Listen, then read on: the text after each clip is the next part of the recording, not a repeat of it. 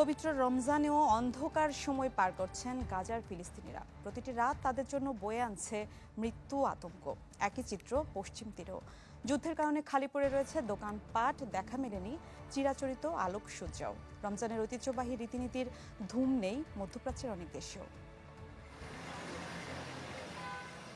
অধিকৃত পশ্চিম তীরের নাবলুস শহর।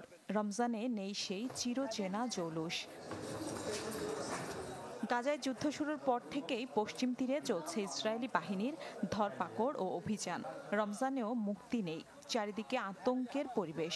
তবুও সাধ ও সাধ্য অনুযায়ী পবিত্র এই মাস পালনে ব্যস্ত পশ্চিম তীরের ফিলিস্তিনিরা। সব দোকানপাট খালি পড়ে রয়েছে, কোথাও কোনো আয়োজন নেই। অন্যান্য বছরের তুলনায় এবারের রমজান একেবারেই ভিন্ন। এখানকার অর্থনৈতিক অবস্থা একেবারেই নাজুক হয়ে পড়েছে।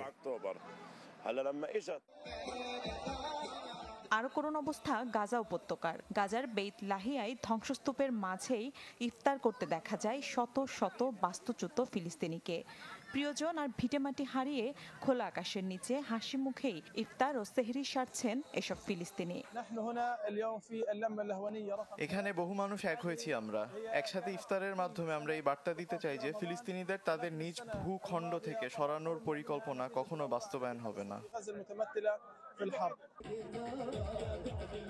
এমন অবস্থায় রমজান জুড়ে ফিলিস্তিনিদের জন্য খাদ্য সরবরাহে এগিয়ে এসেছে বেশ কিছু স্বেচ্ছাসেবী সংস্থা, যাদের একটি কায়েত আম আলী। কেবল ফিলিস্তিনি নয়, জর্ডানের মুসলিমদের জন্য বিনামূল্যে খাদ্য সরবরাহ করছে স্বেচ্ছাসেবী এই প্রতিষ্ঠানটি।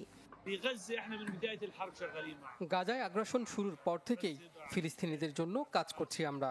৭০,০০০-এর বেশি খাবার প্যাকেট ও ৪০,০০০ কাপড় সরবরাহ করেছে আমাদের প্রতিষ্ঠান। রমজানেও আমরা সহায়তা অব্যাহত রাখব।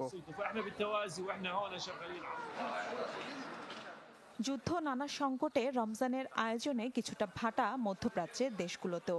অর্থনৈতিক অস্থিরতায় রমজানে ঐতিহাসিক রীতিনীতি পালনে বেশ বিপত্তিতে পড়েছেন ইরানের মুসলিমরা। অর্থনৈতিক সংকট, পশ্চিমা নিষেধাজ্ঞা সব মিলিয়ে আমরা চাপে আছি। কবে তা থেকে মুক্তি পাবো জানি না।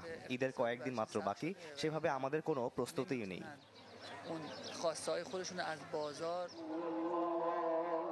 তবে এত সবের মাঝেও থেমে নেই পারিবারিক ইফতার আয়োজনের রীতিনীতি।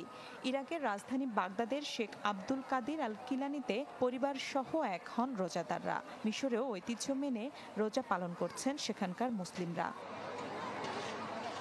মিলা খন্দকার, চ্যানেল 24।